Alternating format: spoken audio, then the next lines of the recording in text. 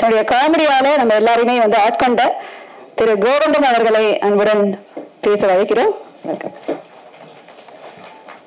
முதல்ல எனக்கு மட்டும் ஒரு சில வார்த்தைகள் அப்படின்ற வார்த்தையை விட்டாங்க. அதனால நான் எவ்வளோ வேணா பேசலாம். எல்லாருக்கும் அதை சொன்னாங்க, எனக்கு சொல்லலை. மேடையில் அமர்ந்திருக்கக்கூடிய அத்தனை திரையுலக ஜாம்பவானுக்கும் என்னுடைய வணக்கம். தயாரிப்பாளருக்கும் இயக்குனருக்கும் நன்றி. ஏன்னா அவர் கூப்பிட்டாரு, ஒரு பேமெண்ட் கொடுத்தாரு, அதனால நன்றி. உங்களுக்கு எல்லாம் வணக்கம். இந்த படத்தை வெற்றியாக்க காத்து கொண்டிருக்கும் ரசிக பெருமக்களுக்கு மனமார்ந்த நன்றியை தெரிவிச்சுக்கிறேன். மிக முக்கியமான ஒரு விஷயம் என்னன்னா, 2.25 மணி நேரம் 2 மணி நேரம் படம் எடுக்கிறாங்க. அதுக்கு எவ்வளோ கஷ்டம் தெரியும். ஷார்ட் ஃபிலிம் ஒரு 1/2 hour எடுப்பாங்க, அதுக்கான கஷ்டம் தெரியும். விளம்பர படம் ஒரு 30 செகண்ட் எடுப்பாங்க, அதுக்கான கஷ்டம் தெரியும். இவ்வளோ டைமே இல்லாமல் சோசியல் மீடியாவில் இருக்க அன்பு உள்ளங்கள் ஒரே ஒரு தமிழன் தான் முடிஞ்சு தான் நம்ம கதை. அதான் தமிழ்ல ஏதாவது போட்டு வெறும் வார்த்தையால மட்டும் இந்த உலகத்துல எதையும் மாற்ற முடியும்ன்றதை நிரூபிச்ச நீங்க தான் இந்த படத்தையும் கொண்டு போய் சேர்க்கணும்னு அன்போட வேண்டி கேட்டுக்கிறேன். ஏன்னா உங்களை நம்பிதான் இருக்கு. இன்னொன்று, இந்த படம் வந்து எனக்கு ரொம்ப முக்கியமான படம். உங்க ரசிகர்களுக்கு எல்லாம் முக்கியமான படம்ன்றது நீங்க எப்படி சொல்றீங்களோ அதே மாதிரி எனக்கு ரொம்ப ரொம்ப முக்கியமான படம். ஏன்னு கேட்டீங்கன்னா, நீ என்ன மொழியெல்லாம் படம் பண்ணியிருக்க அப்படின்னா நான் பெருமையா சொல்லுவேன். தமிழில் பண்ணியிருக்கேன், தெலுங்குல பண்ணியிருக்கேன், கன்னடம் பண்ணியிருக்கேன், மலையாளம் பண்ணியிருக்கேன், ஹிந்தியில் பண்ணியிருக்கேன், இங்கிலீஷில் பண்ணியிருக்கேன்.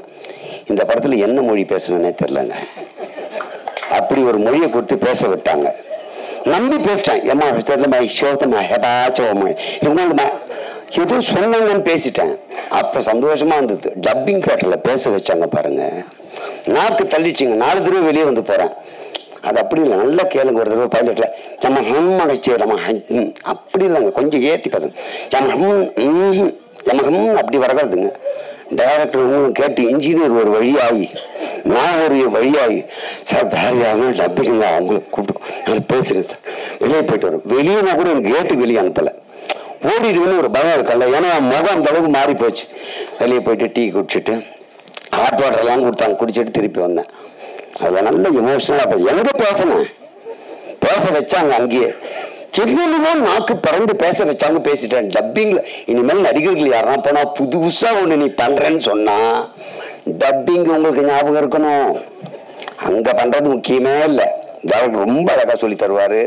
நம்ம நடராஜன் அதை விட சூப்பர். அவர் ஒரு பாணியை பிடிச்சிட்டாரு. தேங்காய் சீனிவாசன் சார் பாணி எப்போ சும்மா ஹீரோ அப்படின்னு ஒரு பாணியை பிடிச்சிட்டாரு. அதுல அவர் டப்பிங் பண்ணிட்டாரு. நமக்கு புது மொழி ஒன்று கொடுத்தாங்க. அது என்னன்னு புரியல. ஆனா அதுல பேசும்போது எனக்கே ஒரு நாராசமா இருந்தது சில வசனங்கள்லாம். இல்லைங்க, அது வேற மொழி இருந்ததால அந்த தப்பு இல்லைன்னாங்க. அப்படி ஒரு மொழியில பேசியிருக்கேன். இன்னொரு விஷயத்த இந்த இடத்துல சொல்லலாம். இங்க சொல்லும் போது எனக்கு பெரிய பலம் என்னன்னு பாத்தீங்கன்னா, அவன் மேடையில் அவங்க பேசும்போது நீங்கள்லாம் இருந்தீங்களான்ட்டு நாளைக்கு எல்லாரையும் கூப்பிடுவாங்க. அதனால இங்க தைரியமா பேசுவேன். மொத்த பேரும் என் கூட வர்றதுக்கு ஒரு இடம் வேணும் இல்லை, அதுக்காக பாக்குறேன். நீங்க நல்லா யோசித்து பாத்தீங்கன்னா, சினிமா நடிகர்களுக்கான மிகப்பெரிய ஒரு கஷ்டமான விஷயம் என்ன தெரியுங்களா? இப்ப நான் வீடு கட்டினேன்னா இன்ஜினியர், அட்வொகேட், டாக்டர், வீடு கட்டுறதுக்கு இவங்க பேர் தேவையில்லை. ஸோ அதுக்கு அந்தந்த துறை சார்ந்த எல்லாரும் நான் வேலை வாங்கியிருப்பேன், எல்லாம் பண்ணியிருப்பேன் இல்லையா? எல்லாரும் என்னால் சம்பாரிச்சிருப்பாங்க. யார்கிட்டையும் போய் எனக்கு என்ன பண்ண அப்படின்னு நான் கேட்க மாட்டேன். ஆனால் சினிமா நடிகர் மட்டும் சம்பாரிச்சா இந்த நடிகர் மக்களுக்கு என்ன பண்ணார் எப்படின்னு கேட்குறீங்க? நடிகர் என்ன பண்ணார்? நடிகர் ஏன் பண்ணணும்? யோசிச்சு பாருங்களேன். உண்மையிலேயே எல்லாருக்கும் தான் நம்ம தரோம். நம்ம கிட்ட வேலை பார்க்குற எல்லாருக்கும் நம்ம எல்லாமே தரோம். ஆனால் நடிகர்களுக்கு மட்டும் ஏதாவது நமக்கு திருப்பி பண்ணால் ஏன் எதிர்பார்க்குறீங்க? சரி, அது ஒரு வேலை எதிர்பார்க்கலாம். ஏன்னா நாங்கள் வாரி வாரி கொடுத்துருக்கோம், சந்தோஷம். எத்தனை நடிகர் மேலோங்கி இருக்காங்க, எத்தனை நடிகர் இன்னும் வளர முடியாமல் இருக்காங்கன்றது தெரியுமான்னு தெரியாதான்னு தெரியல.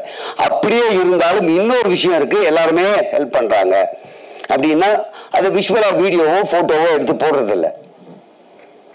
ஏன் போட வேண்டியதானே அப்படின்னு கேட்டீங்கன்னா, போட்டா என்ன நிகழும் தெரியுங்களா? எவ்வளவு கெட்ட பேர் வருது தெரியுங்களா?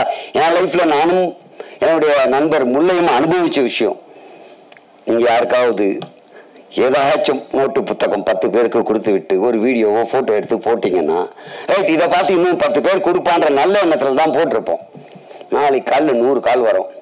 ஆப்ரேஷனுங்க, கொஞ்சம் ஹெல்ப் பண்ணுங்க, எனக்கு வீட்டுக்காரர் இல்லைங்க, கொஞ்சம் ஹெல்ப் பண்ணுங்க, என் பையன் படிக்கணும், ஹெல்ப் பண்ணுங்க. நானே ஹெல்ப் கேட்டு உட்காந்து இருக்கேன். நம்மகிட்ட இருந்த அமௌண்ட்டுக்கு 10 பேருக்கு நோட்டு புத்தகம் வாங்கி தரலாம். இந்த 100 பேர் மறுநாள் காலையில ஒரு கீழே மெசேஜ் போடுவாங்க சூப்பரா, ஏன்டா பரதேசியே நேற்று பேர் வாங்குறதுக்காக தான் வீடியோ போட்டியான்னு கேட்கறான். முன்னாள் கொடுத்தது உண்மைங்க, அது தெரியாது. அதனால நிறைய நடிகர்கள் ஹெல்ப் பண்றாங்க, வெளியே அதை சொல்றது இல்லை, அதுதான் உண்மை. அதனால எந்த நடிகரும் உதவி செய்யலன்னு நினைக்காதீங்க, உதவி இது நாள் வரைக்கும் செஞ்சுக்கிட்டு தான் இருக்காங்க, அது வெளியே தெரியறது இல்லை. அதனால நீங்க கேட்கிற கேள்விகள் தவறான கேள்விகள். இது எந்த நடிகருக்கு ஆதரவாகவோ, நான் எந்த கட்சிக்காரரும் கிடையாது, எந்த கட்சிக்கு ஆதரவாகவோ எந்த கட்சிக்கு எதிர்ப்பாளரோ நிச்சயமா கிடையாது. அதனால இவர் இந்த நடிகருக்காக சம்பந்தப்படுத்தி பேசினார், அவருக்காக ஆதரவா பேசினார், சத்தியமா கிடையாது. எல்லா நடிகருக்காக தான் பேசுறேன். எல்லாரும் உதவி பண்ணிட்டு தான் இருக்காங்க அவங்களால முடிஞ்ச வரைக்கும். அதை விளம்பரம் செய்வதில்லை. நீங்களா ஒரு முடிவு பண்றாதீங்க, தயவு செஞ்சு. நடிகர்கள் இப்படி பண்றாங்க அப்படி பண்றாங்கன்னு தவறா எதுவும் நினைக்க வேண்டாம். இன்னொன்னு, இந்த படத்துல நட்டு சார் இனிமேல் நிறைய பேர் இந்த படம் ஒர்க் பண்ணவங்க எல்லாம் தெரியும், அடுத்து அவரை வச்சுதான் படம் பண்ண நினைப்பாங்க. ஏன்னா எல்லா துறையிலுமே தலையீடு இருக்கும், நமக்கு வேலை மிச்சம். அதாவது அவங்க வேலை பார்த்தாலும் இவர் வருவார், வை அது போதும், ஓகே ரைட் போகலாம். நமக்கு வேலை மிச்சம், டைம் மிச்சம், பணம் மிச்சம். அதனால அவரை போட்டு படம் எடுத்தால் நிச்சயமா நமக்கு பணம் சேவ் ஆகும். பணம் மட்டும் சேவ் ஆகிறதுல நல்ல படமும் கிடைக்கும் அப்படின்ற முழு நம்பிக்கையோட தயவு செஞ்சு தியேட்டருக்கு படம் பாருங்க. இதை பல தடவை சொல்லியிருக்கேன். ஏன் திருப்பி திருப்பி சொல்றேன்னா, நீங்கள் கொடுக்கின்ற இந்த டிக்கெட் பணம் தனிப்பட்ட ஒரு நபருக்கு அல்ல, இந்த படத்தை நம்பி இருக்கக்கூடிய இயக்குனராக இருக்கட்டும், எடிட்டராக இருக்கட்டும், பாடலாசிரியர், இசையமைப்பாளர், நடன அமைப்பு இயக்குனர், சண்டை பயிற்சி, இவங்களுக்கு மட்டும் வாழ்க்கை இல்லை, நடிகருக்கு மட்டும் வாழ்க்கை இல்லை, டெக்னீஷியன் இதுக்கு பின்னாடி பணிபுரிகிற அத்தனை பேருடைய வாழ்வாதாரத்துக்காக நீங்கள் கொடுக்கின்ற இந்த பணம் எங்கள் வாழ்க்கையை உயர்த்தும் என்பதனால் தியேட்டர்ல தயவு செஞ்சு படம் பாருங்க. தமிழ் இண்டஸ்ட்ரி நல்லா இருக்கணும்னா நிச்சயமா தியேட்டருக்கு படம் பார்க்கும்போது மட்டும்தான் அது வெற்றி அடையவும் முடியும், எங்க வாழ்வாதாரமும் உயரம். ஒண்ணு. இன்னொன்னு, நான் ஒரு ஐடியா கொடுக்குறேன், முடிஞ்சா வர திரைப்படங்கள் அப்படி பண்ணலாம்.